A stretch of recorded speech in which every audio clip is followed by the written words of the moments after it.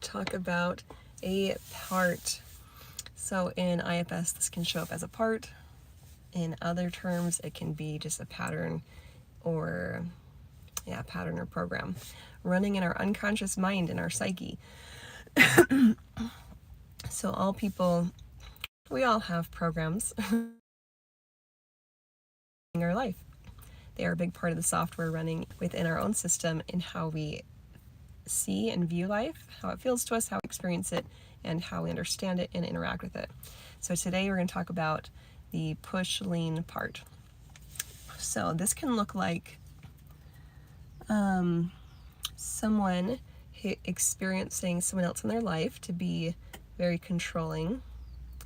So let's say person A experiences someone in their life, who we'll call person B, to be very controlling. And person B is continually, pretty consistently, offering a controlling presence, a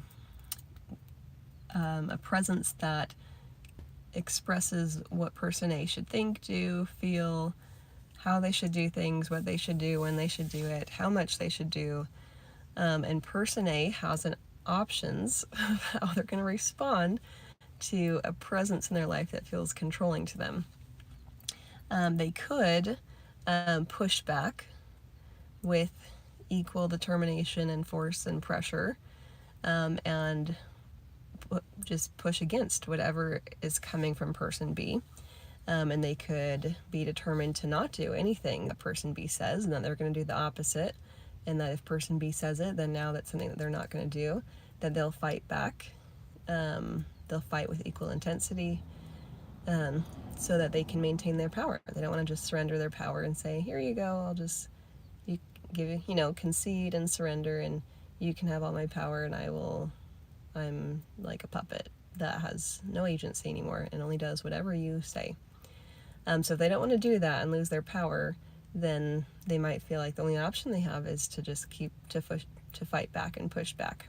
And so visually, person B exerting some control, and person A pushing back with equal pressure. Now, an interesting flip side to this is that if it were possible for someone to spend every minute of their life every minute of their life feeling control coming from one person or multiple people, maybe everything in their life, who knows, if feeling control and then pushing back, then technically we could say the only thing that their system has practiced during their lifetime is pushing back. And that if we took that away and took away pushing back as an option, they might not even know what to do. Like, what else do you do being alive if you don't have control coming towards you and you needing to constantly exert and push back? Okay, so no, we don't go there yet. Okay, so let's imagine that. So for person A, somehow their life situations have always lined up to include control coming towards them. And so in every minute they were pushing back against control. And so they've practiced that and how to do that. An interesting flip side of that is that it's outward focused. It's focused on what person B is doing towards them, and then them deciding, what amount of pressure, exertion they need to do to push back. It has very little to do with what's inside of them and how to uphold what's in them, and has a lot to do with what's outside of them and what to do to react to what's outside of them. Do we go further there? Okay. And an interesting flip side of this kind of pattern is that it's outward focused. And so surprisingly, the flip side of this kind of pattern is leaning on person B. That if person A ever gets tired and runs out of energy to be fighting against, or catch them in an off moment, they might actually lean against person B, and lean on whatever person B thinks, decides is going to do, and even need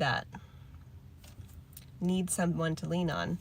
And so they're stuck in either a pushing against or leaning on, or we could say pushing and pulling, and all of it is to do with someone outside of them.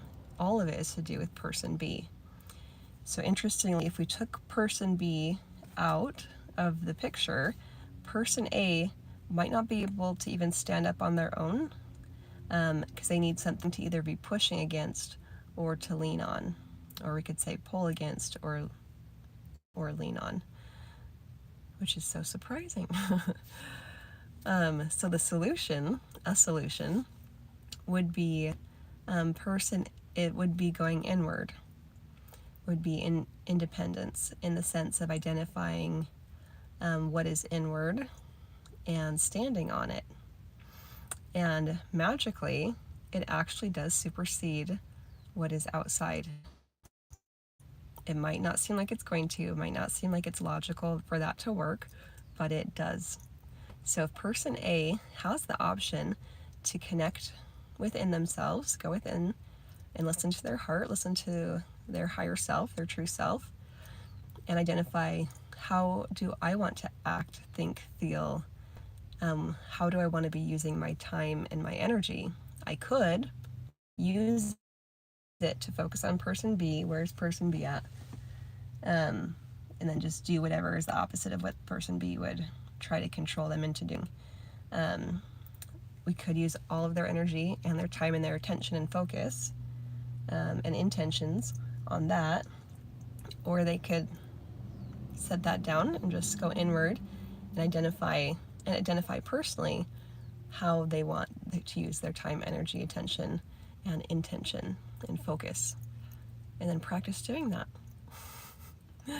And as we do that, and as we change, it'll actually change how the world shows up for us, how the world responds to us, what we magnetize towards us, and how we experience what happens outside of us.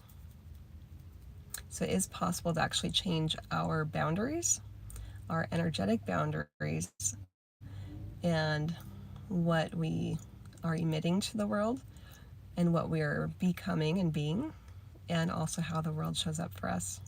And it's entirely an inward focus.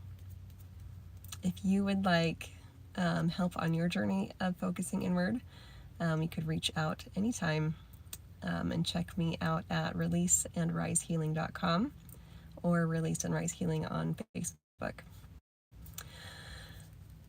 And so cheers to healing. Often we all have all the parts to some size or some extent. And so I invite us all to check in and look, where does that show up for me? Where is that showing up for me? How is my standing on my own foundation of what I choose, what I would like to and intend to think, feel, and act?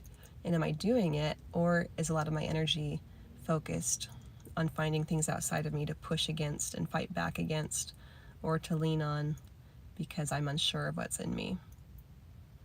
Some great questions. If this brings any other questions up for you to ponder that you enjoy, feel free to share them down below.